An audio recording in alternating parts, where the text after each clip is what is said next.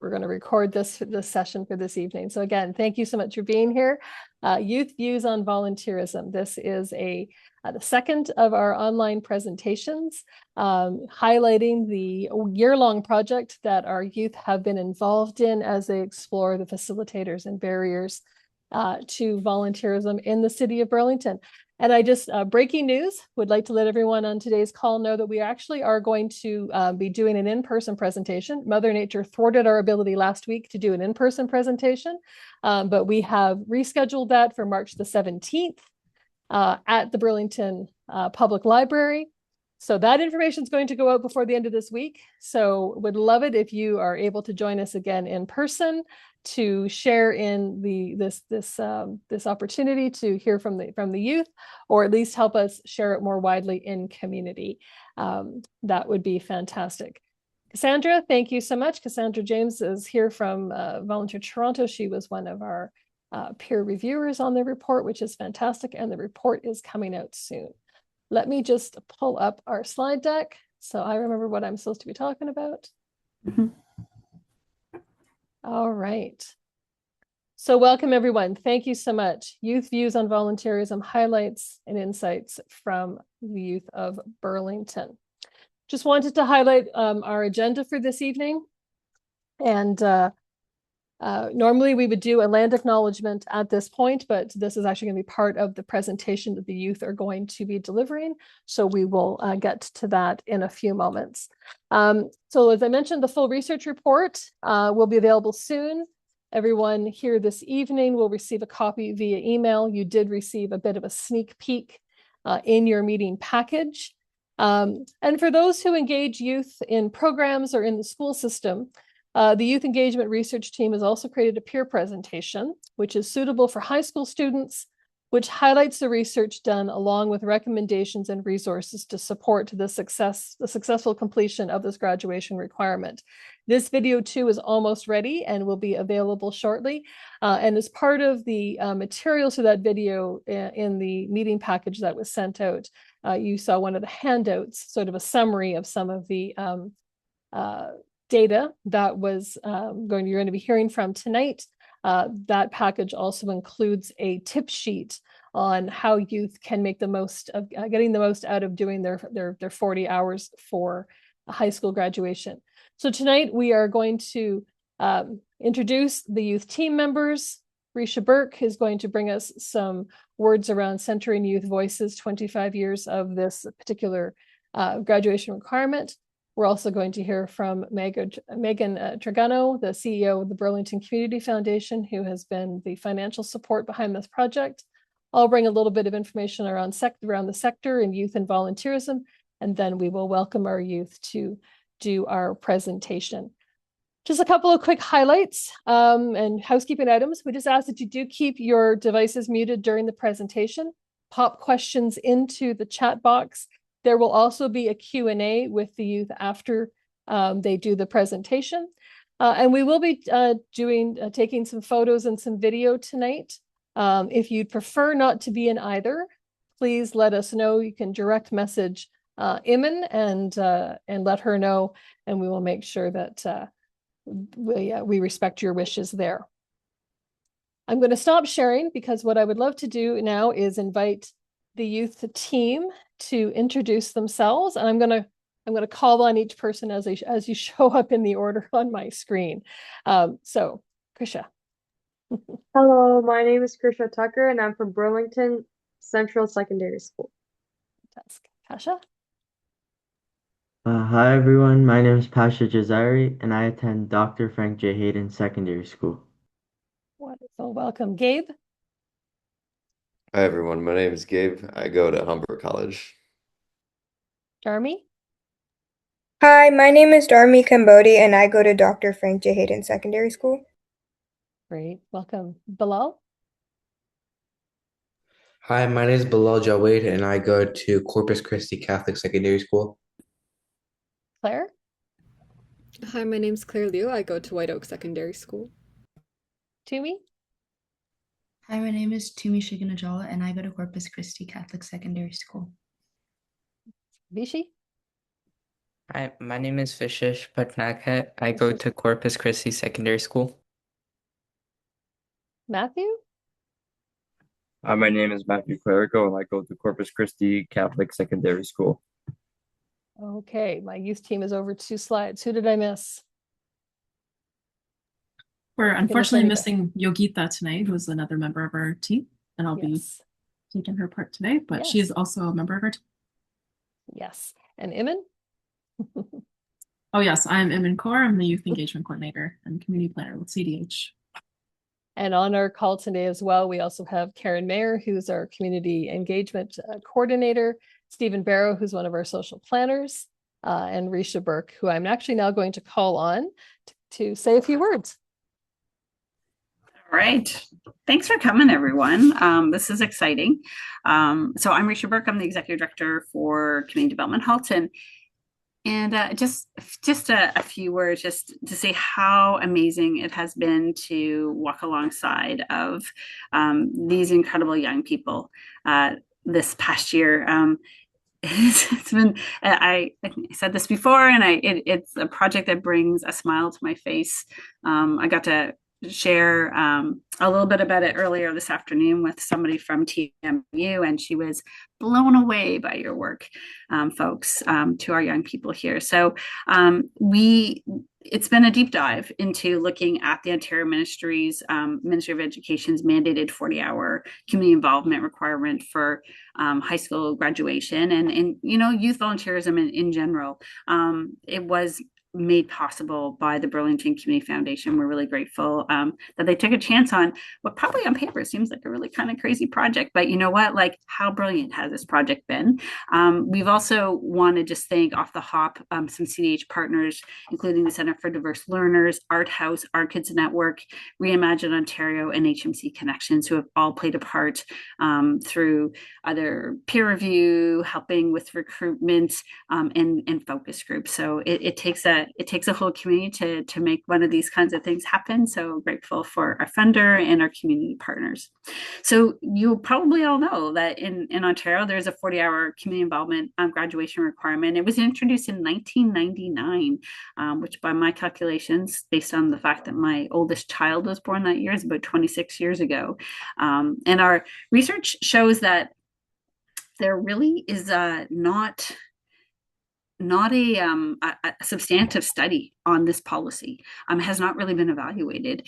There was a small study back in 2007, I think, by Imagine Canada and Wilfrid Laurier University, and there's maybe a couple other forays into it, but certainly not that we can find a youth-led study. So we think this is groundbreaking, and we're proud of that and the youth who have taken part in it. But this is we've always been asking the question, how is this policy working for youth? And that's really been the behind this. We've been looking at the state of volunteerism as an agency for some time. And back in 2023, we have our Halton publication on this and on volunteerism. And we know in that publication that youth volunteerism tends to be seen as more transactional. I got to do this to get that. To get those hours done so that I can graduate, for example. And we're going to talk today, and I think you're going to hear from youth voices around how volunteerism has maybe evolved for these folks. And for me, it brings up all sorts of thoughts around civic engagement, and democracy and belonging and connection and community. So I think this is a multifaceted look at this topic by these youth. But we know that youth volunteerism and volunteerism in general has been declining since before the pandemic. It is not just a pandemic issue. This is a pre-pandemic issue. So this information that you're going to hear tonight, combined with internal communication, things that we've been doing, that we know that youth are seeking assistance in securing volunteer opportunities. We get phone calls all the time. We track on Facebook. I don't know how to get my volunteer hours. We have messages that come into our website chat to ask, how can I get volunteer hours? We get calls from parents to say, it turns out my kid has to have volunteer hours to graduate. How can you help me? And so we know that figuring this out has become a challenge for our young people. And I think some of the systemic barriers you're going to hear about today around why that's happening.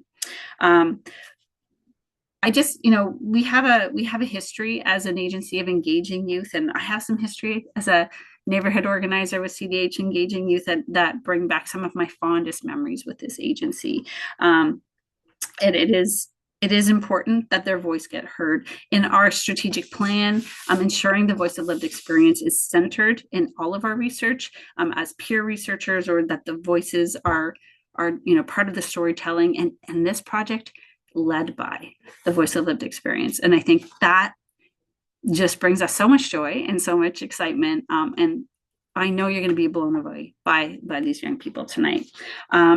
So here we are. I have notes. I don't generally follow them, as people will know, but you're going to get to hear tonight from these 10 incredible young people. Actually, well, 9. Emma's going to step in, also an incredible young person, who have dedicated a year of their time, a whole year. They have learned about research from start to finish, and they have implemented, and they have analyzed the data. They've cleaned the data, analyzed the data, and written about the data. This is a youth-led project. This is their voice, and they have some pretty incredible insights that everybody on this call needs to hear and beyond. So we look forward to you helping us figure out how we spread the word even further, and get it to other decision makers that need to hear this information. So I'm pleased to be able to turn this back over to Heather and help us to get moving this forward. And I know that you're going to really enjoy what you have to hear from these young people tonight. So thank you. Great. Thank you, Risha. I'm actually going to turn it over to Megan, and then I'm going to jump on it. But Megan, welcome. Thank you. Thank you so much, Heather. Thank you, Risha. It's great to see all of you. I had an opportunity to join last week's presentation and look forward to joining March as well. But on behalf of the Burlington Community Foundation, congratulations. I don't want to take time away from hearing from these leaders today.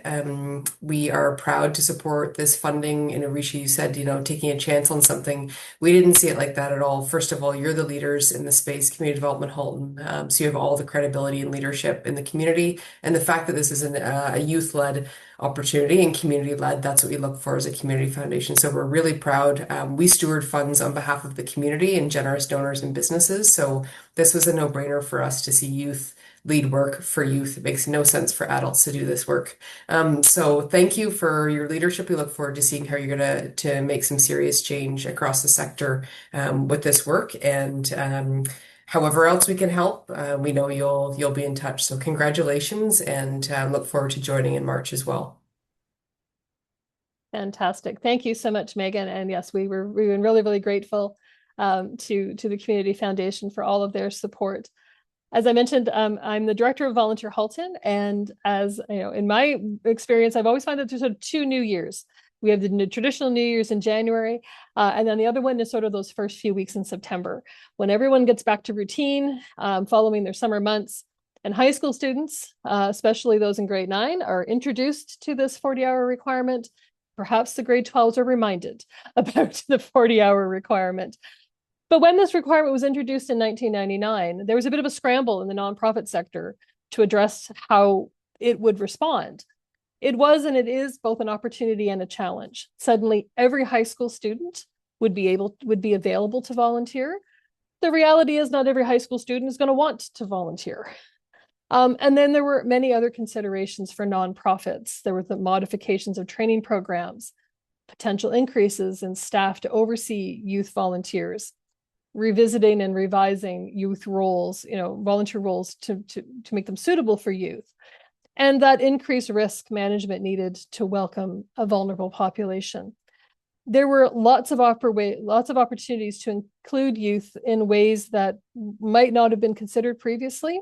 And at the time, there was support from government and from funders. There were programs such as Change the World, which engaged thousands of young people through youth volunteering across the province. You're going to hear tonight, but it has to be noted that mandatory volunteering does not always necessarily lead to long-term civic engagement. In the report, the youth make a note of a research study done in 2007 by Pracer, Henderson, and Ellis Hale, who noticed that while many youth complete their required hours, only students who reported having a positive and sustained experience continued to do so after graduation. And we do hear this a lot at Volunteer Halton from students who exclaim, wow, I'm glad that's done the moment they complete that 40th hour, to nonprofits sharing stories of students who just don't stay despite pouring time and energy into orientation, training, and making schedules as flexible as possible. So we know that COVID-19 dramatically impacted how young people choose to engage in their communities. Research that we've done at CDH and research that's exists in community notes that youth volunteering, while overall participation rates remain high, the total number of hours contributed per volunteer has declined. And as Risha noted, this started well before the pandemic, well before 2020.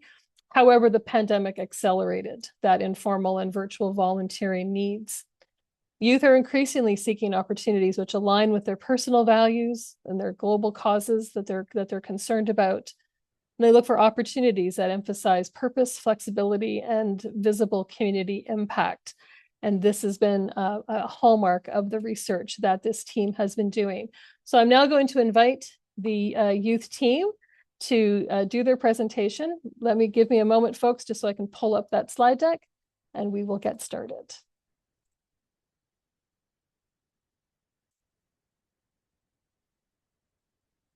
And okay, we've welcomed the youth team. Okay.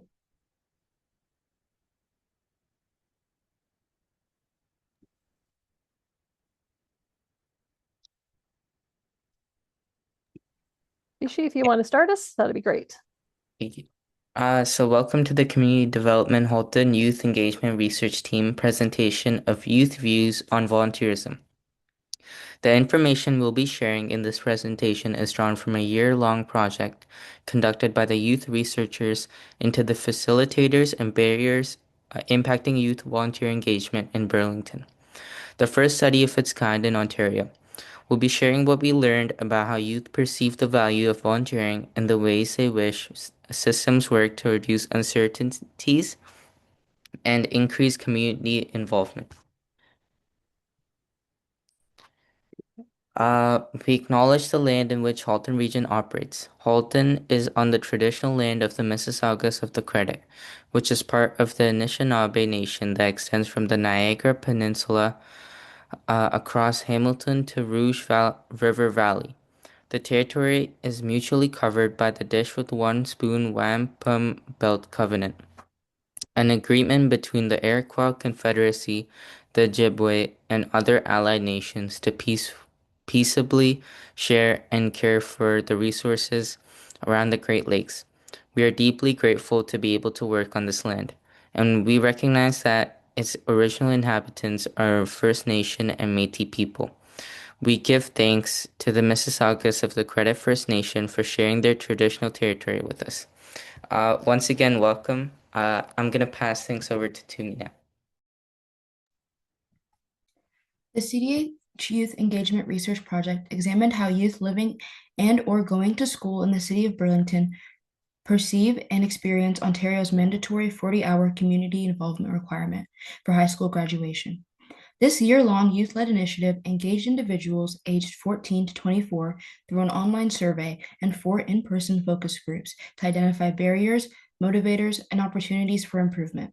Key project goals include highlighting what young people in Burlington think about volunteering, why it matters, and how it impacts their education and future opportunities. The research behind this presentation was conducted by this research team, and tonight we will share key findings from our data collection process, highlight what we heard about from youth about the facilitators and barriers they face to successfully complete this graduation requirement, and provide practical tips for making volunteering more accessible and enjoyable. This session also acknowledges the importance of cultural and systemic factors that shape youth experiences, ensuring that recommendations reflect diverse needs and realities. This research project was made possible with the financial support of the Burlington Community Foundation. The Burlington Community Foundation supports and advances the well-being of our community and residents, and they believe in a community where everyone should have the opportunity to thrive. The Burlington Community Foundation provides tools, resources, and guidance to create the greatest impact to strengthen Burlington and communities across Canada. Learn more at their website, www.burlingtonfoundation.org. Why does this research matter? Ontario's 40-hour community involvement requirement has been a part of the high school graduation process since 1999, intended to encourage civic engagement, teach students the value of contributing to their community, and help young people build useful skills for their future. However, youth experiences vary widely, and many students face challenges that make volunteering stressful rather than rewarding. This research matters because it provides evidence-based insights into what works and what doesn't for today's students. The CDH Youth Engagement Research Project was a year-long project and took place from February 2025 to February 2026. It focused on connecting with youth between the ages of 14 and 24 who live in and/or attended high school in the city of Burlington, Ontario. The project examined youth perspectives on Ontario's 40-hour community involvement requirement by gathering feedback directly from current and former high school students, and was interested in understanding local student experiences. This was the first youth-led study of its kind in Ontario, focused on understanding the facilitators and obstacles to volunteerism and civic engagement for youth in high school. This research project collected 438 survey responses and conducted multiple focus groups to understand these dynamics. Findings show that while 79% of youth rated their volunteer experiences positively, 60% reported difficulty balancing volunteering with school and personal commitments. Barriers such as lack of time, limited opportunities, and transportation challenges were common. Understanding these issues is critical for creating systems that support meaningful engagement rather than perpetuating inequities. By sharing these findings with youth, schools, and nonprofits, we can advocate for changes that make volunteering more accessible, flexible, and aligned with students' interests and goals. My teammate Pasha will share the rationale for this study, as well as go over the project timeline. Rationale for the study. Community Development Halton released a comprehensive report on the state of volunteerism in 2023, drawing on a combination of data sources, including Statistics Canada, provincial and local data, as well as trend analysis from sources including Volunteer Canada, the Ontario Nonprofit Network, and previous CDH reports. The findings of the 2023 report highlighted the increasingly transactional nature of volunteering and a growing recognition that youth face distinct barriers as compared to other age groups. CDH is committed to connecting our community and fostering civic engagement by removing barriers to belonging. Internal communication records in 2023 and 2024 noted an increase in youth seeking assistance in securing volunteer opportunities to complete their graduation requirement, combined with data indicating the prevalence of volunteering being viewed as a transaction, especially by youth, was leading to a disconnection between understanding the benefits of acts of community service as a means of promoting civic engagement. Data from organizations such as Our Kids Network Youth Survey, the Halton District School Board, and the Halton District Catholic School Board Student Census also showed that many youth are facing mental health challenges and feelings of disconnection. These factors promoted CDH to establish a youth leadership team focused on understanding the facilitators and barriers to volunteerism and civic engagement for youth in Burlington. Youth leadership involves young people exercising authority over themselves and others. A key component of youth development, it equips us with skills and knowledge needed for civic engagement, educational reform, and community organizing. This project, the first of its kind in Ontario, was designed to help team members develop leadership skills through engagement in process design, community inquiry, and public speaking of opportunities. This project empowers youth to explore this issue through participatory action research with the goal of helping to make volunteering more accessible for youth in Burlington. It also aimed to help Burlington's nonprofits and schools better understand the barriers affecting youth involvement in volunteerism and civic engagement. This project has been a year-long initiative.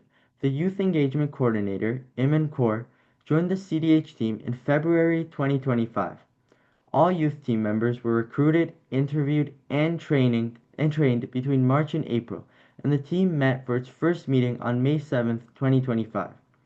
There was a lot of learning in those first few weeks, learning about each other, the project, what exactly is participatory action research, and creating a survey of 10 questions to capture everything we wanted to know.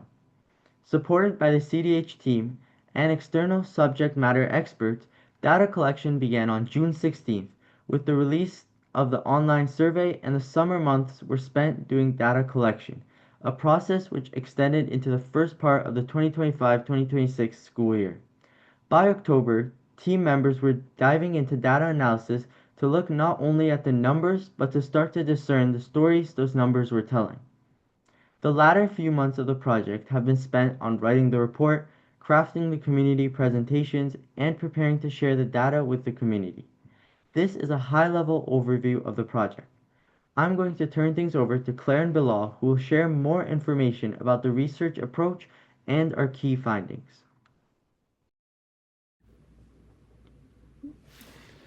So, as for how our research was conducted, in order to gain a comprehensive picture of the youth experience, we used a mixed method approach. So what this means is that we combined both online surveys, which we distributed through social media, as well as in-person outreach at popular youth locations in Burlington, for example, Mapleview Mall or Spencer Smith Park. In total, we collected 438 responses from youth ages 14 to 24 in Burlington, as well as surrounding communities. And in order to deepen our insights, we also conducted 4 focus groups in total, 3 being for youth and 1 being for non-for-profit sectors. So in these focus groups, we explored themes such as motivation for volunteering, perceived barriers, as well as ideas for improving the system. And then to ensure inclusive representation of marginalized voices such as newcomer youth, neurodiverse youth, 2S LGBTQIA+ youth, as well as youth from low-income households, we also analyzed demographic data. So overall, youth voices and perspectives were involved in every step, from survey design to data interpretation. And the impact of this then is that this ensures we have relevant data and that our findings produced give actionable recommendations to schools, non-for-profits, and municipalities to make volunteering more inclusive and meaningful. And now I'll pass it on to Bilal to explain more in depth about postal code data and limitations. Postal code data was requested from all respondents, which allowed us to map where people live in Burlington. As you can see from this map, the majority of responses came from youth living in North Burlington. Some areas, such as Aldershot, do not have as many replies. Here are some limitations in the data that we found during data collection. First, we recognize that using an online survey platform only for data collection has limited the pool of potential respondents. Not everyone has 24/7 access to the internet and/or the technology to complete an online survey. Some youth researchers spoke with students during on-site collection times who did not have the data on their phones and therefore could not do the survey in real time. Second, the survey did not ask an age qualifying question. Survey promotional materials invited youth between the ages of 14 to 24 who lived or attended high schools in Burlington to complete the survey. There was no way of confirming if everyone who responded was in the age range. Those invited in person to take the survey by our youth researcher were asked to confirm their eligibility before giving the survey link. Third, it is possible that representation from diverse groups is not high in the survey, as it was an online survey process and the outreach conducted by youth researchers was done outside at parks, malls, restaurants, and other places where youth may be present. The research team recognized that this sample was conveniently selected as youth present in these places likely have disposable income and time available for leisure. To address this, 3 youth-oriented focus groups were conducted to help address these gaps. The youth research team connected with youth involved with Our House Halton, HMC Connections, and Reimagine Ontario, all whom provide low-cost and/or free services to youth in one or more of the potential gap populations. Lastly, this survey was conducted without direct support from the school boards. There are a couple of reasons for this. The time of the project meant that by the time the youth researchers were recruited and ready to start to work, the end of the 2024-2025 school year was only 8 weeks away, and conversations with the Research and Ethics Committee of the Halton District School Board indicated that the earliest the survey could be reviewed and potentially approved for distribution across all Burlington high schools would have been fall 2025, too late for the timelines of the project. Now I'll turn it back over to Claire. So as for some key statistics and headline statistics and insights, so first of all, we asked youth to rate their overall volunteer experience in Burlington, with 5 being the highest and 1 being the lowest rating. And overall, we found that 79% of youth said that they had a positive volunteer experience in Burlington, with an average score of 3.99 out of 5. We also asked youth how they found balancing volunteering with school, personal life, and volunteering. So 60% found it difficult to balance volunteering with school and personal life, with an average score of 5.78 out of 10, with 1 being extremely easy and 10 being extremely difficult. And we can see on the graph on the board that the results are quite positively skewed towards 6 and 10, which indicates that overall youth are finding it difficult to balance volunteering with their school and personal life. So why is this the case? We also identified several significant barriers. First of all, 66% cited lack of time, 39% cited conflicting extracurricular activities, 36% cited limited opportunities, and 25% cited transportation challenges. As for factors that mattered most when choosing where to volunteer, the factor that by far mattered most was time of day, with 74% of respondents clicking this option. Next slide, please. 55% also cited nature of tasks, and 53% cited proximity to home or school. So these were the top 3 factors we found mattered most when choosing where to volunteer.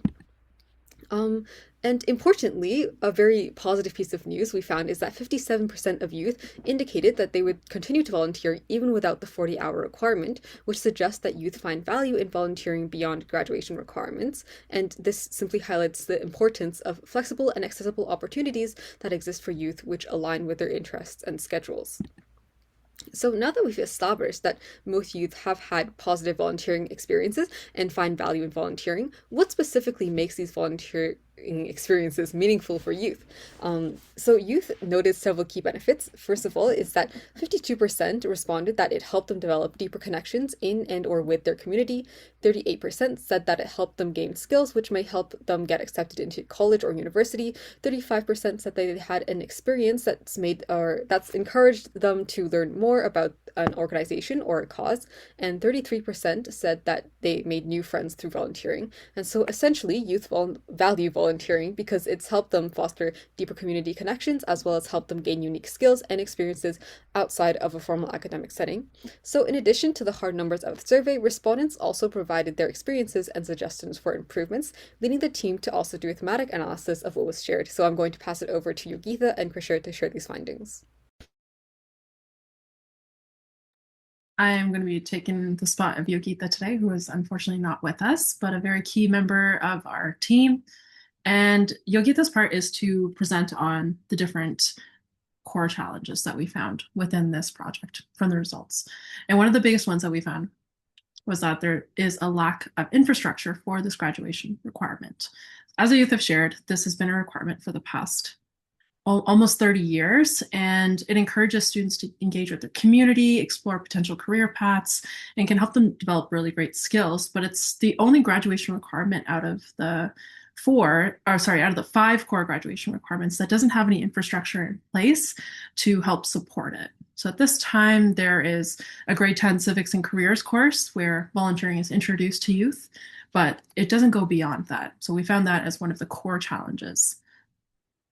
Another challenge that we found was that there were limited youth appropriate opportunities. So we have 379 nonprofits within Burlington, but some of them are not able to or don't have the capacity to be able to take on youth volunteers. This means that they need to be able to train youth volunteers, have opportunities that are accessible to the hours that work for youth, and are close to the youth as well. As we found that transportation was a huge barrier that came out for youth in this study. Actually, the student whose part this is, I hope they don't mind that I share this, but they moved during the duration of the study. So we had to incorporate a hybrid element to the research project. So this is a huge concern for youth, is transportation. Another core challenge that we found was that the information for volunteering and the different volunteer opportunities wasn't present in the formats that youth are accessing. So there was a lot of requests from the youth that we spoke to, both in the surveys and the focus groups, that there should be a combination of online and physical materials presented that clearly share what the volunteering opportunities are and what the key logistical details are that they need to understand to be able to apply for that role. Another thing that was needed was information in different languages to incorporate those folks who don't speak English as a primary language. So we were lucky enough to be able to partner with some agencies that work with newcomers, so we were able to hear that perspective as well. And I'll pass it on to Krisha, who will talk about some more challenges. Thank you, Iman. I'm going to be talking about core challenges. Core challenges that were identified in our research were examples such as time constraints, transportation challenges, and opportunity barriers. Time constraints were the more significant barrier, as 66% of respondents cited that lack of time is a vital reason for less civic engagement. Opposing and or clashing extracurricular activities and academic pressures further compound upon the youth volunteers. Another major challenge is transportation, as it emerged particularly for youth without access to a car or equitable public transportation. Respondents and focus group participants indicated that they look for volunteering opportunities that are close to home, school, or within walking or biking distance. Many youth can't reach volunteering locations due to limited transportation, which can be due to a variety of reasons, such as living in rural areas or low-income households. Which brings us to another core challenge, equity considerations. These considerations are amplified for youth with disabilities such as language needs or limited family support. Directed individual discussions with youth during data collection days and conversations with focus group participants highlighted that there are students who face these barriers that make volunteering far less accessible and desirable. Some youth have disabilities and responsibilities such as caregiving or mental health challenges that make finding opportunities on their own rather difficult. Some marginalized groups come from low-income households, where lack of disposable income means that the fund for fare, uniform deposits, or other costs associated with volunteering become a struggle to complete. The importance of ensuring that the system is flexible and adaptable, these challenges experienced by youth in our community further prove this point. This provides clear information and evidence to prove that youth need targeted support for marginalized groups. Next slide, please. Youth voices bring authenticity to the data and call action to the lived realities behind those numbers. One participant shared, it's already stressful enough in high school with exams and work to add something extra on, which I personally relate to and many around me as well do, reflecting the pressure many students feel when juggling multiple responsibilities. An interesting theme emerged from survey respondents pointing to a greater desire for the community service hour requirement to align more closely with service learning opportunities rather than the traditional civic engagement expectations. Focus groups and in-the-field conversations with youth demonstrated that youth strongly prefer work related to their future career paths. This can make volunteering more enjoyable and more likely to be viewed as beneficial for not only their personal growth, but a future resume also. Youth may not have previous experience with volunteering. I didn't either. But discussions with focus group participants and the youth engagement research team members noted that those with a trusted adult who volunteers and models this behavior report that they have less anxiety about fulfilling this graduation requirement. Throughout the study, respondents noted that inequities of the current policy, highlighting that not every student has the same opportunity for success due to a variety of reasons, some of which are outside of their control. It could be possible that the equity issues are greater for students now than they were in 1999 when this graduation requirement was made, or it could be that in asking youth about their engagement with the graduation requirement, now we are more aware of them. Thank you, and I'll be passing it on to Matthew and Gabe.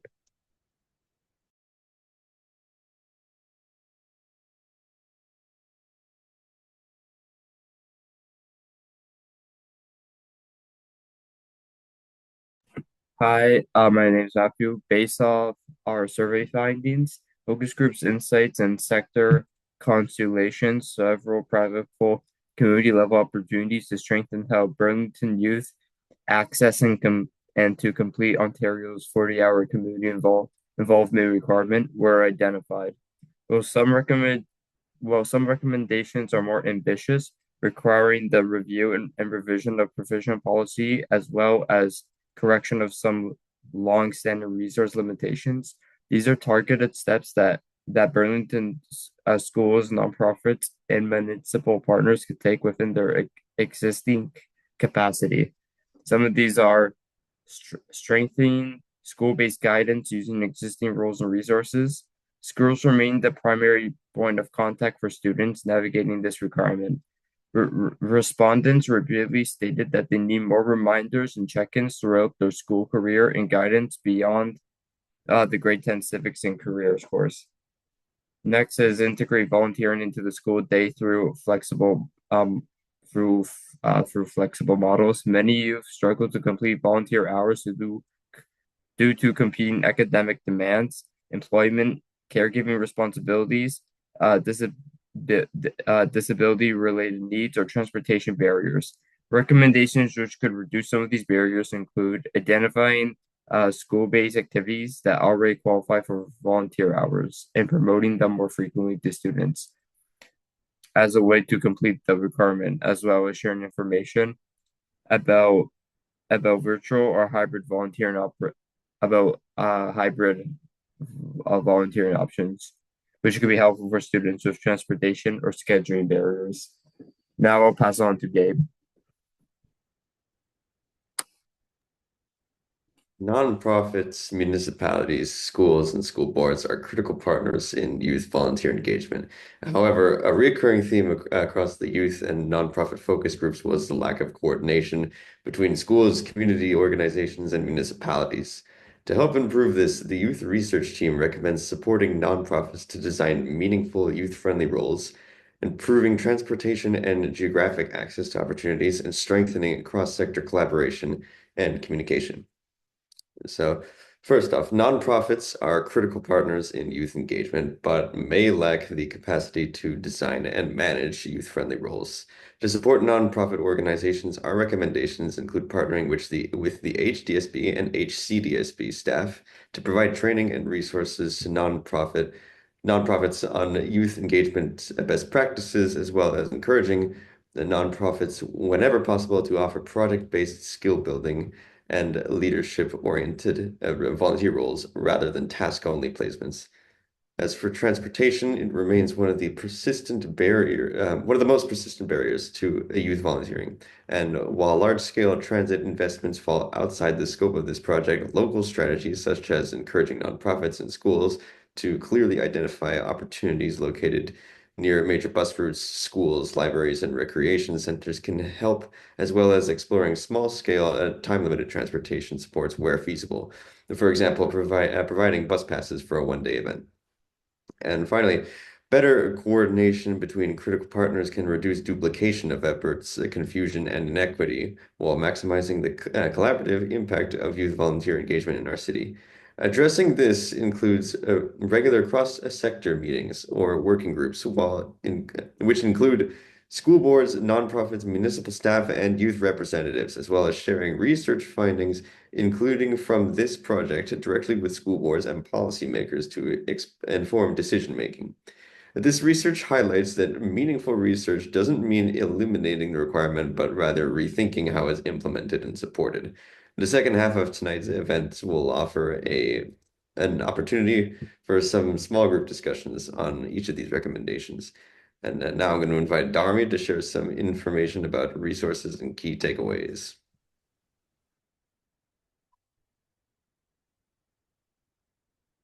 So, where can we find help? Well, youth looking for volunteer opportunities can actually access several resources. Guidance counselors at schools are a primary point of contact for information and support, while Volunteer Halton offers assistance and can be reached at volunteer@cdhalton.ca or by phone at 905-632-1975. Volunteer ambassadors provide information booths at local libraries and community centers, while online platforms like Volunteer Connector, found at www.volunteerconnector.org, allow students to search for opportunities by postal code and filter by interest. These resources help reduce barriers and make it easier for youth to find roles that fit their schedules and aspirations. The findings of the Youth Engagement Research Project demonstrate that youth in Burlington value volunteering and recognize its role in building skills, confidence, and community connection. Most students do not view volunteering as merely a graduation requirement. Rather, they see it as a meaningful opportunity for personal growth and civic engagement. However, this potential is undermined by systemic barriers, limited school-based support, transportation challenges, and uneven access to youth-appropriate volunteer roles. As Ontario's education system and broader social context continues to evolve, the 40-hour community involvement requirement has not kept pace with the realities facing today's students, families, and nonprofit organizations. Maybe the needs of students have changed dramatically since the policy was implemented in 1999, but maybe we're more aware of the challenges students deal with to fulfill this graduation requirement because we've asked them about their experiences. What students shared are their challenges with a model that places a disproportionate burden on youth to navigate complex systems independently, exacerbating inequities for students with disabilities, additional language needs, limited financial resources, or reduced family supports. By centering youth voices and treating volunteering as a shared responsibility, which includes students, the education system, community, and government policy, we have an opportunity to modernize the community involvement requirement in a way that promotes equity, well-being, and long-term civic engagement for all students in Burlington. Thank you. We will now move into our Q&A session. Fantastic. Thank you very much to all of our youth presenters.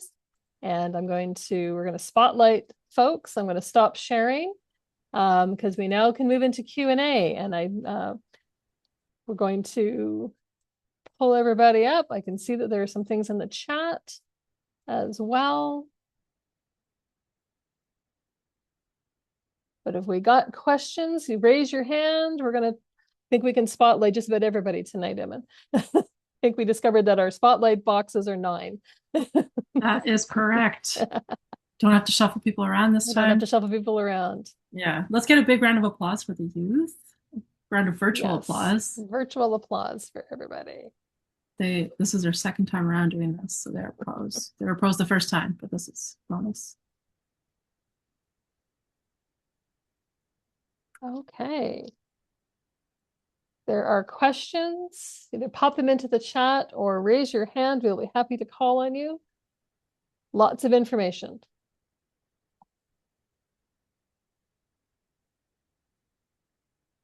Stephen, did you have a question? Oh, Kara has a question. Kara. Yeah, I'll go after Kara. Okay. Of course, I have questions. I'm super excited to be here. This was an incredible presentation, and the full report, it's going to be amazing. I'm from Volunteer Toronto, so just like Volunteer Halton, we have a similar mission, and we have been wanting to do provincial research for a long time, and this research is the inaugural start of that. So thrilled for the work that you've done. Congratulations to the youth research team. Incredible work.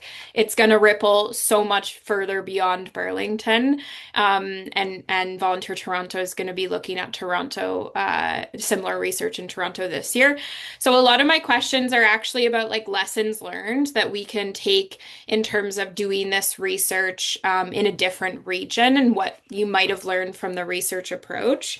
I have too many, so I'm just going to narrow my questions down slightly. I was wondering why you didn't have a question to have the youth identify their age, because I'm curious about trends from grade 9s to grade 10s, grade 11s, grade 12s. Beyond that, that would be a curiosity I would have in terms of trends for completing the hours or experiences of youth as maybe they get older. So was there a rationality for not including age in the survey? That's a wonderful question, and I wonder if any of the youth would like to volunteer and answer. Don't be shy, just unmute yourself. Yeah, go ahead, Krisha. Hi, so I'm Krisha, and I'd love to answer your question. Since our project timeline wasn't aligning with the school and there was 8 weeks left, we mainly went to data locations where we met where we met new people, and we went up to them. We interacted with them, had discussions with them, focus group participants, and many other youth within my school. Since this was more of a survey where we would give them a QR code, a lot of people at first did decline because we asked for their postal code, so we couldn't exactly ask for their age, although it would be nice for data. If this was more like approved and or like shared by the school boards, then people would definitely put their age in. But since it was just us and a youth team going out to different locations and asking, a lot of people would decline due to that. So that's why we didn't add that in. That's Thanks. fair. And thank you for the postal code insight there as well. Creating a map like you have is really exciting. It would be so cool to do a provincial map, and you have to have that postal code data to do that. So I guess that was a barrier for some completions. Do you mind if I just ask my second one while I'm Please chatting? do. Okay. If you could have dreamt up the ideal timeline for conducting the research and reaching more youth, what would you actually have done given the school year? Because you were limited by the project timeline, but what if you could just do what you wanted to do or knew what would be best to engage the most youth? Bilal, I was literally going to pick on you, so go ahead. What I would do is I'd align the project timelines with the school year. Because like one of the main barriers I found was actually trying to get people to do the survey was that I couldn't have people like in my classes or like people that I know from school do the survey. So what I would do is I'd like start maybe like recruiting the youth and like preparing a survey during the summer months, and then actually start like data analysis during the school year so that the youth could go into their classes and tell like other students to do that. Like I feel like that'd give you a lot more results. And then by the time like December is when like data analysis could end, and then you have like all of like the new year to like analyze. And yeah, I think that'd just be like the best timeline. That's great. Thank you for sharing. Sorry, and Tumi, you had your hand raised, so did you want to share something? I was gonna say the same thing as him. You might have just set the path forward for Toronto research. Thank you for that. I appreciate it. I can ask more questions at the end if there's time, but I'll let someone else speak.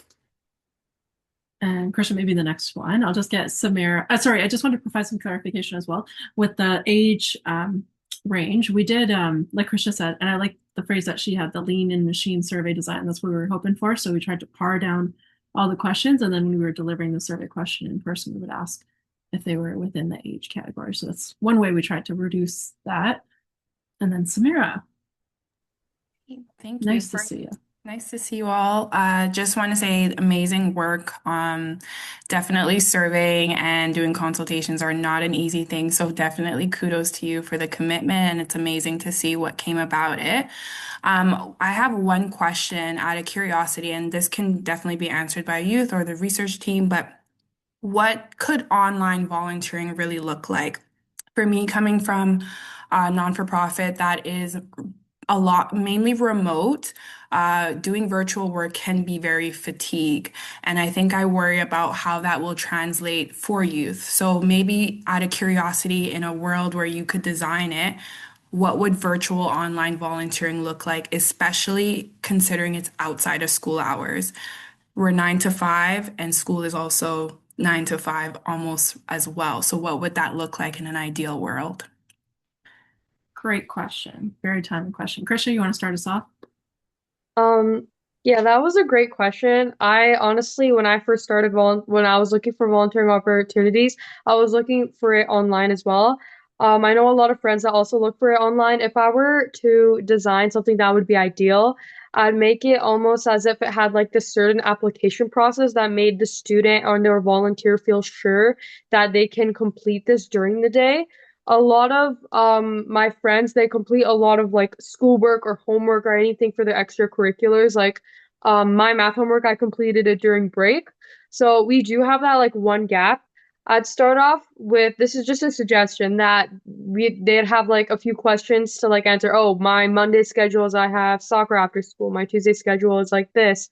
And based upon those results, it's then you like the work would be balanced for them. Like if they have a lot of extracurriculars, then they would have a certain amount of work that is still they can still complete without having so much stress on themselves, like completing it during break or just like right after school, maybe going home on the bus. Sometimes I do that as well. So for me, that would be really nice. And just another suggestion, when I do online volunteering, it's really nice to have like meetings with the person you're getting the work from to like connect with them and be like, okay, I'm doing this, or like have like a communicated Excel sheet and be like, okay, this is checked off for Tuesday, this is checked off for the next week. And yeah, that's a great question. Thanks, Krisha. Do any of the other youth want to speak about volunteering online, what that looks like, if it's preferred? And maybe while you guys are thinking, I'll share a story. Oh, sorry, Ashish, and then Dharmi. Yeah, Ashish, go ahead. Thank you. I agree with Krisha, and most youth have a busy schedule, so it'd be really nice to have like when you're available, you could do some of the work. Like in this project specifically, I work mostly on the data management, and that is obviously something you can do online. You don't have to be in person for that, and it also allows for like broader accessibility. For example, I don't know if we touched on this, but people in Halton Hills, they have less transportation available to them, so it may provide better opportunities for them. Thank you. Wonderful point, Vishi. Thanks for taking that across the region. It's very true. Dharmi, what do you think? I was just saying, I guess it's two things. One would be structure, so like really setting the expectations and goals around whatever you want them to do online. And like Krisha said, like for example, within the application, just being very clear with how things are going to go. And so I think communication, because I think when we're online, it's very obvious like communication is very much needed, especially when you're interacting across very different places. And so, like she said, like meetings, for example, or just being like communicating very well through emails and everything else, just so that there's clarity between whoever you're working with and all the volunteers. And again, like keeping those expectations from the start with the volunteers so that they're aware of what they need to do from the beginning if they do want to kind of contribute to this opportunity. Thank you so much, Dharmi. Really awesome to get your perspective on this. And I just want to just jump in. One of the interesting things being the director of the center is there's not a lot of micro volunteering opportunities for youth posted in our community. And this project has really taught me that it perhaps can be a really awesome opportunity for our young people, as some of our youth team members here mentioned. We're doing the data analysis or the writing, shorter chunks and things like that. So I think that's something that here at Volunteer Halton, we're going to be encouraging our nonprofits to do, is to look for more of those micro opportunities that perhaps would fit better into our youth, our overall youth schedules, but also brings forward their great skills and talents. Stephen, you've had your hand up for a while. Oh, yes. So yeah, I've had the good pleasure of getting to go out for some of the outreach a few times with you guys, and I'm wondering if anybody could speak to both like a little bit more about like the types of spaces that we've gone out to connect with people to take the survey, and by extension, if you would, if there were any approaches that you'd take to connect with more diverse youth across every spectrum, I guess, like to make sure that lots of voices are represented. Kara kind of beat me to this a little bit with the awesome question about what would you change in the methodology, and doing it during the school year would be great, like for sure. And I know we talked about that. So maybe that's one part of it, but yeah, I'm wondering like, where did we go to connect with people, and how would you go about connecting with more diverse youth if this was done in another municipality? What do we think, youth? Maybe somebody that hasn't spoken yet. Who do we connect with? How do we expand that group of people? I know one thing we talked about was that a lot of our connections were in person. So there are a whole category of youth online that we weren't able to get to. We explored some maybe Discord or Steam, some different kind of like outlets to get to those youth as well. Anybody else want to speak to this? Claire, can I call on you? Or Pasha. Pasha saved the day. But Claire, if you'd like to say something. Regarding going into and receiving feedback from more diverse groups, so at my school, there's like plenty of groups such as Black identifying students or 2S LGBTQ groups where I was able to talk to some of the Black identifying students group where I got to get their feedback too. So the school groups also help in include some diversity in our respondents.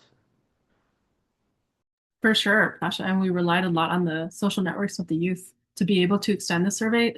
Pasha in particular, who we would go to parks and people would be like, "Oh, we've already done this survey," because Pasha sent it to us. So and it's a good point on how to expand that too, is include more diverse connections that you folks have. And Claire, what did you think? I think I was gonna say something like similar, along like similar lines to what Pasha was saying. Because I know like at my school there's also a club for like queer people.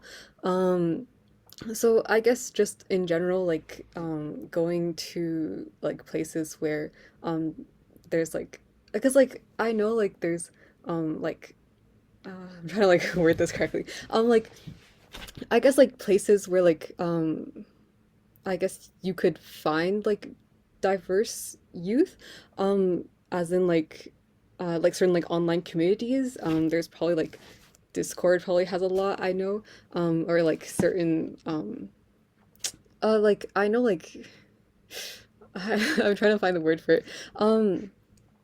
Like there's like for example, certain like it's not really specific to like age range, but like I know like fandom has a lot of like queer people in it, and like I guess just in general, just like going to places or like I was like doing research about like where like these diverse youth can be found first and foremost, and then like going to those places and like reaching out. Yeah. Darmi, you got your hand up. Yeah, I was just gonna say, like Eamon mentioned, we did a lot of in-person networking, and I think one way that we could have expanded towards more diverse individuals is online and kind of reaching out to more organizations who already target those diverse individuals, and then kind of networking with them and letting them know that we have this survey. We do want to reach out to any individual, and one of the main parts of our project is also about reaching diverse individuals rather than just moving forward, going in person anywhere. And so that could have been something that we could have done, which is just online networking and reaching out to more organizations who already target these individuals. Fantastic. Thanks, Jeremy. Kara, we're going to give you the last question before we head off to a break. All right. I have it's very related because we're talking about trying to reach youth of all different identities and like there sounds like there's a lot of lessons learned here in terms of leveraging students, the student networks, the school year. I kind of see that as almost like a bottom-up approach, right? The actual youth themselves are encouraging other youth to complete the survey. I want to ask if there are any lessons learned about the top-down approach to reaching youth, which would be going through school boards or schools particularly. Was there any success in having a school board endorse the survey or a school particularly in marketing the survey to their youth?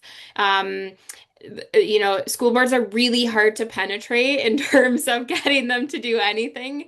So was there any lessons learned, good or bad, in terms of top down reaching youth through schools or school boards?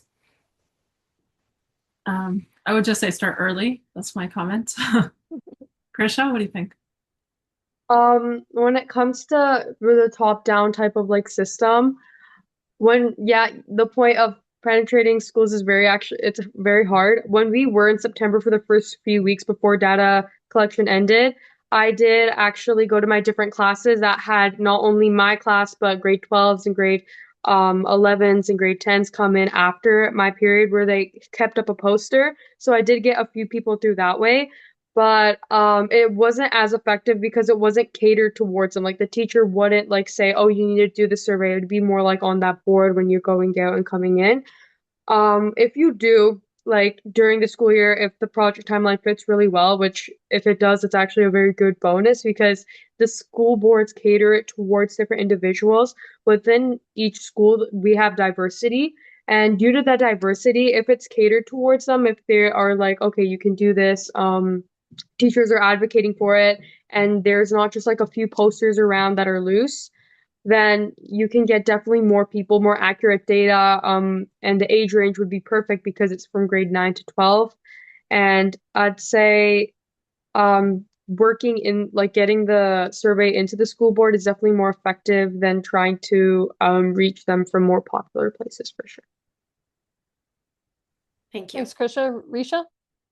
Yeah, I mean, these are great questions, and it was not without effort, let me tell her. It was with great effort that Heather, before we, got started on this, attempted to have the a school board come alongside, and that we could do this in partnership with them. And that just because of their ethics process, we just weren't able to make that happen in a timely fashion.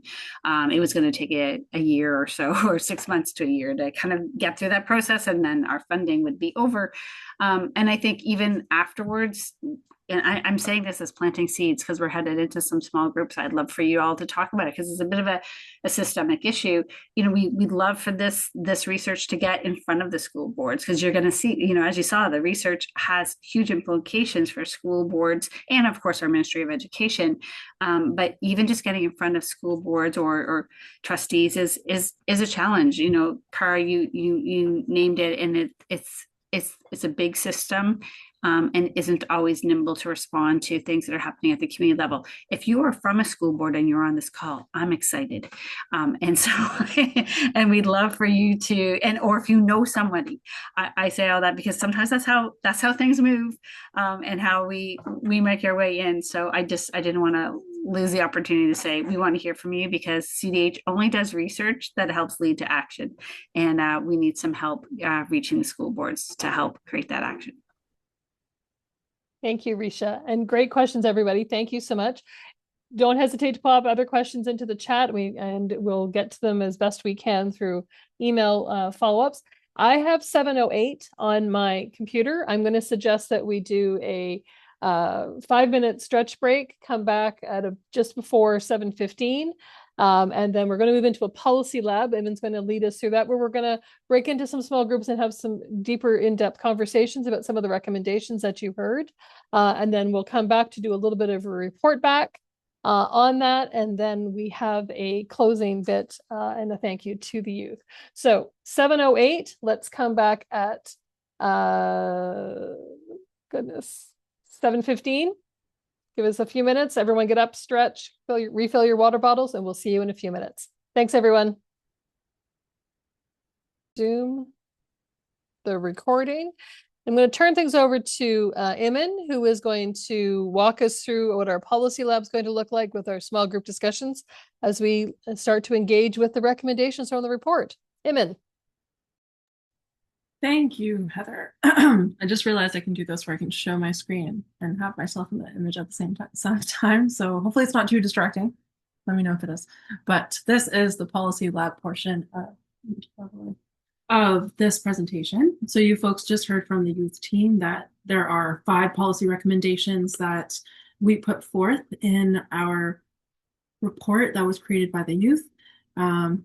And so this is a collaborative space where we can test and analyze the recommendations that were put forth and iterate on them and see if they're actually going to work in real life with some of the stakeholders that are present here in this space. So the key questions that we're going to be asking today are, who are the key stakeholders and how does this impact them, the policy recommendation that we suggest? We're also going to ask, is this policy choice feasible and what did we miss?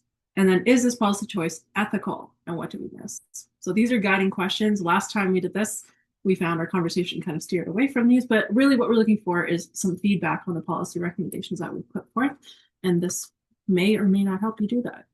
So the format of this policy lab is going to follow like this. I'm going to do the policy recommendations at the beginning, and then we'll have 2 analysis cycles that are going to be about 8-ish minutes each. I think last time we got about 7 minutes, and then some time in between to switch you in and out of the rooms. And then we'll do a group debrief session at the end. So after I'm done this session of talking about what the recommendations are, then I will open up some breakout rooms that will be numbered 1 to 5, and you can go into the breakout room that corresponds with the policy option or the policy choice that you'd like to talk about. So the first policy option, as Matthew and Gabe have already told you, but here is a little reminder, is the stronger school-based support. So some of the recommendation guidelines that we put forth are clear guidance and consistent resources for the students, especially through the guidance office and beyond the grade 10 requirement, the grade 10 civics and careers requirement. We also think that a dedicated volunteering coordinator role in schools would be very helpful to support youth in completing this requirement or incorporating this responsibility into existing staff responsibilities. As we know, schools and nonprofits and everybody has limited capacity. Further, more direct support to the youth for navigating the different volunteer opportunities, whether that's guiding them towards us at Volunteer Halton or other resources like My Blueprint that youth are using. The second recommendation that we put forth is flexible youth-informed volunteer roles. We hear a lot about the youth going to volunteer positions that aren't catered towards their interests and involve menial tasks that don't keep them engaged for long term, which is the goal of this volunteering requirement. So we advise project-based and interest-driven roles that are collaboratively created with the youth that are volunteering and play to their strengths and their interests. A lot of the volunteers in this team and beyond in focus groups talked about specific skills that they'd like to build through the volunteer opportunities that they take on. So we recommend that you ask your volunteers what are the skills that you'd like to develop and cater the roles towards those key skills. Number 3 is improved transportation and accessibility. You will hear us harp on this because it came out very strongly as one of the biggest barriers to youth volunteering beyond the lack of time, was they weren't able to get to the opportunities. So we recommend solving these transportation barriers. This has already been talked about in the chat, which is great. We're all on the same frequency. So this means bus passes or carpooling supports, or even local recruitment to minimize the travel that's required for the youth. So we suggest increasing local recruitment. So if nonprofits are looking for youth, target the specific schools that are in the area to see if there are youth close by that may be able to volunteer, or including virtual and hybrid opportunities, which is something we had to take on here as well. And it was a new thing for us too, to do hybrid or virtual meetings. Big learning curve. And also ensure the proximity to the home and school of the youth when it's possible. Our fourth recommendation is enhance school nonprofit municipal collaboration. So this is a cross-sectoral issue and requirement that we're looking at. So we advise strengthening the communication channels that are in place, taking advantage of tools and databases like Volunteer Connector and My Blueprint, which is an internal communication channel for students in school, coordinating opportunities across the sectors and improving recruitment pathways for youth. For example, if one nonprofit isn't able to take on a youth for a specific volunteer opportunity, do they have a partner that they could pass this youth onto and see if there's an opportunity there available for them? And lastly, we suggest that there's integration of volunteering into the curriculum or in school time.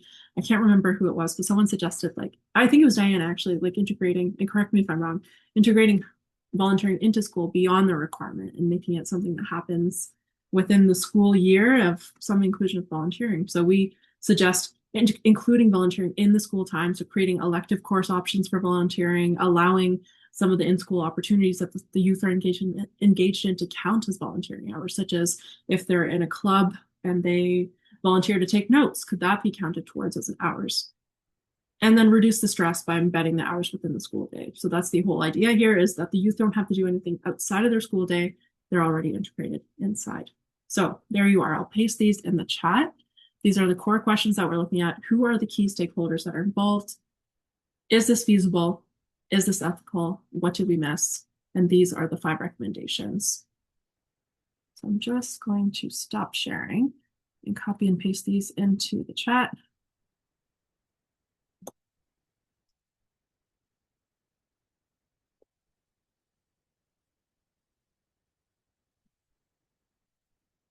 And possibly 5 people. You always get cut off. So if anybody would like to continue their thought here, this is our group debrief session. So we'll go for until 7:50. That sounds good. And love to hear what came out of the conversations with everybody. Feel free to raise your hand and pitch in. I know, Krisha. Yeah, go ahead. I was just going to call on you. So with the first group I was with was about having that collaboration between school boards and non-for-profits, or just like people who host non-for-profits in general. Um, One suggestion that came up was getting connected with the guidance counselors. And I personally believe in that we don't have enough staff, or like there's a staff shortage for having a separate volunteer connector. So having non-for-profits connect with the guidance counselors that are already installed in schools on a bi-weekly basis can not only be accessible and viable for both the school boards and the non-for-profits, but it can also offer more opportunities to students and definitely stay up on date. A second suggestion that came up was a volunteering fair like colleges and universities do within schools. The barriers that were identified in this fair would be colleges and that a lot of schools are very packed, especially with sports. If we were to do it in a gymnasium or auditorium, they have sports going on. So we would connect with schools 1 month or 2 months prior to having that day, and non-for-profits, even if they're online, can send their representatives to come in, and students would go and meet them, and then a simple sign up would get their volunteering opportunities done. They can talk with them in person in real life for one day. That would help them set it for the school year. Also helps with ages because they're grades 9 to 12. So that was a suggestion that came up for sure. Thank you. Thank you so much, Krisha. Heather, you had a point? Yeah, so I was in the stronger school-based supports. Interestingly, group one was most of us were current or former volunteer coordinators, and group two was all students. It was interesting. So the first group around was just questions around if the recommendation of perhaps bringing in volunteer coordinators into the school certainly seemed viable. It would need funding. It would need to be adopted across the entire school board. It would make sense to have it only be in one of our municipalities. Interesting questions that arose was the role of that particular individual. Would that be creating volunteer roles within the school, helping students connect with existing roles within community, or coordinating volunteers? But coordinating, as Krisha just mentioned, that idea of connecting the nonprofits and the schools, the students together. Second group, interesting, was talking with all students, a couple of them being our team members, and the idea of that communications piece that got brought up in the presentation, with the online not being the be all and end all posters, the opportunity to, and also integrating the discussion about volunteerism more frequently into more classes. So either relating it back to what they're learning and how volunteer opportunities connect with that. I'm going to pick on Sue from Burlington Green, who I happen to see here. Just, an environmental organization. So when they're talking about environmental studies and that kind of thing, making those links back to community organizations that do that work in community and how they could get involved was key. And it was interesting just to hear from the students, that were in that second group, because everybody, all our entire volunteering youth team joined us because they saw a poster, or Iman handed them a poster at a community center, although we had posted it online. So just a very, completely unscientific random study. All 10 of our young people joined us, and they didn't see it online. They saw it in most cases a poster that we had posted at a library or a community center. So, those tools work. And perhaps we need to have a shift societally from everything online to a little less online, a little more sort of in your face, in the spaces that we hang out in. That's a great point, Heather. And Toomey was unfortunately kicked out of the meeting, but she is joining us because I'm video calling her right now. So that's why my phone is here. But does anybody else have another point? Maybe the youth, do they want to comment on the virtual versus in-person versus hybrid volunteer opportunities? Maybe I can call on Dharmi.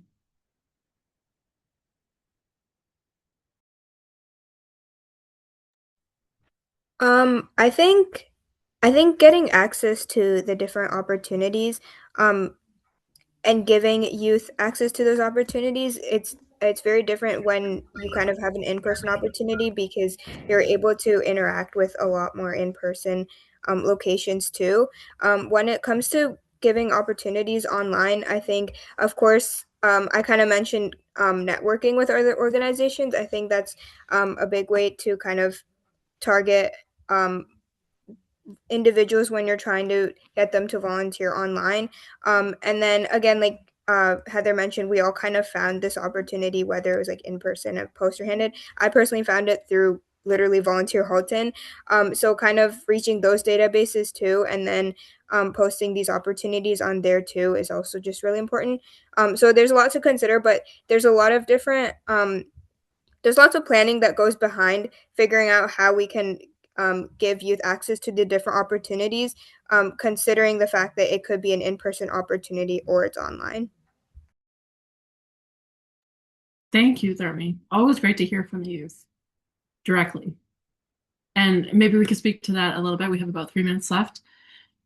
About shaping the roles to the youth interest. I know there were a lot of different skills that the youth were very interested in developing. So maybe some of the youth could speak to the skills that they like to develop and the things that they like to be involved in when they're volunteering.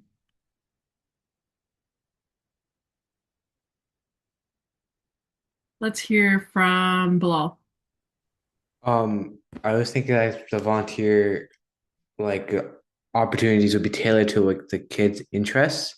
So say I want to go into engineering, that I could go volunteer at like engineering. I have a good example. I'm like blanking right now, but like say I want to go to be like a doctor, I could go volunteer at like a hospital or something. Or the other option is that like volunteer to build up your skills. So like for example, this project itself helped me build up my data analysis and like communication skills, something that I didn't have before. And so then I think all volunteer opportunities should have at least one beneficial skill, like life skill, that it will teach the youth so that they'll help them and when they eventually get a job. Thank you, Bilal. Claire, what do you think? I think for me, mainly, like aside from like things that interest me or like are aligned with what I want to do in the future, I look for like transferable skills, I guess. Like in general, like positions where like I can make my own decisions or like where I have like a certain degree of responsibility. I guess like essentially like leadership positions, like similar to this, where like youth have like responsibility and like they get the chance to like make important decisions on their own, like with also like guidance from others. And just like overall like yeah, like transferable skills like that can help you learn how to be like more responsible, how to like interact with like people you're not totally familiar with, things like that. Thank you so much. And I think that's a great point to maybe end this off, unless Karen, I know you had your hand up, unless you want to say something. Well, Claire just answered my question because it was not only the skills that my question is, are youth just looking for the skills to help them in their career, or are they also looking for soft skills like team building skills, so working with other people, or things like that, transferable skills across the board. But I think she answered that question. There you go. That's our youth team, just going beyond expectations always. So I think, thank you for participating in this policy lab. If you took anything away from it, I think it's the age-old saying, nothing about us without us, and that includes the youth and the policies that affect the youth as well. And I'll hand it back to Heather to finish this off. Great. Thank you so much, Emin. Thank you to everyone for participating. If anyone took notes during those sessions, please flip them over to us because we are keeping this information together. This was a study that we did in Burlington, and it is our goal to replicate the study across Halton. As you heard in the presentation, we recognize that the experiences of our Burlington youth could be different than the experiences of our more rural youth, perhaps in Milton or in Halton Hills. Maybe not, but we need to do the study again to be able to learn that. But I think what tonight we heard that this project has demonstrated that youth in Burlington value volunteering and recognize its role in building skills, confidence, and community connections. And Claire put that very well. Tonight we heard that many students look at volunteering not just as a mere graduation requirement, They do see it as a meaningful opportunity for personal growth and civic engagement. For some, however, this is still undermined by some systemic barriers. There's limited school-based supports, transportation challenges, and uneven access to volunteer appropriate roles across Burlington and potentially across Halton. As Gabe had highlighted, the research brings forward that the meaningful reform of this policy that is 26 years old doesn't require eliminating it, but instead requires rethinking it, how it's implemented, how it's supported. The team has helped expose the inequities of the current model, and it calls on students, the education system, community, including our nonprofits and our government, and the education system, as I mentioned, to work together to modernize the community involvement requirement in a way that promotes equity and well-being and long-term civic engagement for all students. The full report will be coming out. I do hope everyone will be able to join us on the 17th as we present this information again.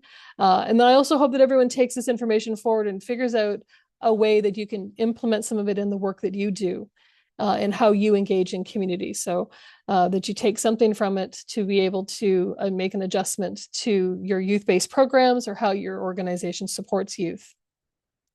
I'd like to take a few moments now just to thank the youth team members and their supporters. This has been a year-long project with Community Development Halton, and the demands at times have been pretty intensive. So if your family members or friends or teachers are on this call, thank you so much for your support of your team member.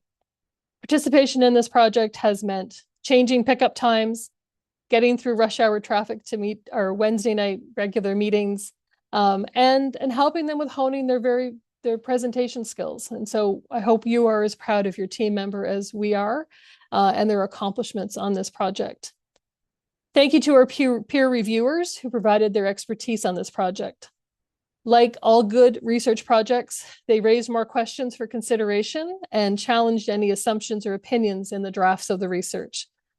As a few members of the youth team have actually told me, having an outside panel of subject matter experts review and provide their feedback has been exciting and has pushed the entire team to make this as great a project as possible. I'd also like to thank the CDH staff team for their ongoing support of this project. Many thanks to Risha and Stephen for their guidance in breaking down just how do you actually do research? How do you do good research and put it into manageable chunks that help to make the survey design, the data collection, and the data analysis go pretty smoothly. Unfortunately, she's not on the call tonight, but I would like to recognize the incredible work of Gala, who is one of our students from TMU. She has supported this project from the beginning, helping us out with some of the literature review. She's also been supportive to the team when they were preparing for their Congress presentations, as well as taking their data and creating some fantastic handouts and information sheets that complement the work. And some of these were sent to you before tonight's meeting, and they will all be part of that full package. And I'd like to thank Iman, who stepped into the role of Youth Engagement Project Coordinator, stepping into a project that she did not envision, but has wholly embraced. She's provided guidance, support, and that weekly check-in question that has brought this team together. And to each of the youth team members, so Dharmi and Tumi, Yogitha, unfortunately, who's not here, Gabe, Bilal, Pasha, Beshi, Claire, Krisha, and Matthew, thank you. Thank you for your dedication to this project, for your insights and your observations. Some of you did in the field data collection during the summer months. Some of you cleaned up the data, and you all wrote and edited this presentation and the report. In the weekly meetings, you challenged us to think differently in the same way that we challenge you to think differently, as well as to be creative and constructive in this project. Eamon and I both witnessed the immense growth in each of you, and we have been privileged to work with each of you and to learn from you. You should be immensely proud of the work you've done in this project. This has been groundbreaking. You are change makers, because together, you have worked together in pulling off this one of a first of its kind project in Ontario.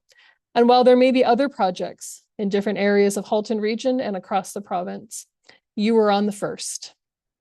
So thank you so much for submitting that 2-minute video back in April of 2025 and giving us the opportunity to work with you. And if I could lead everyone in a round of applause for the great work that this team has done. And a very big thank you to our director of Volunteer Halton, Heather Johnson, who led this whole project as well. So we are coming up to 8 o'clock. Really appreciate everyone's time for being here tonight. And just again, a reminder that the recording will come out of this presentation. We'll have the report, the peer-to-peer presentation suitable for high school students is coming out as well. This is not the end of the presentation, and I certainly hope many of you can join us on March the 17th. We were supposed to have done this in person last week. Mother Nature decided to throw ice at us. Hopefully, she will just throw, I don't know, green beer or whatever at us on the 17th for March 17th as we do this again. So again, thank you, everyone. Youth team, if you can hang on, because I know Caleb wants to talk to us, but really appreciate everyone's time tonight. And thank you for being here. Thank you. Fantastic Thank work. you. Thank you.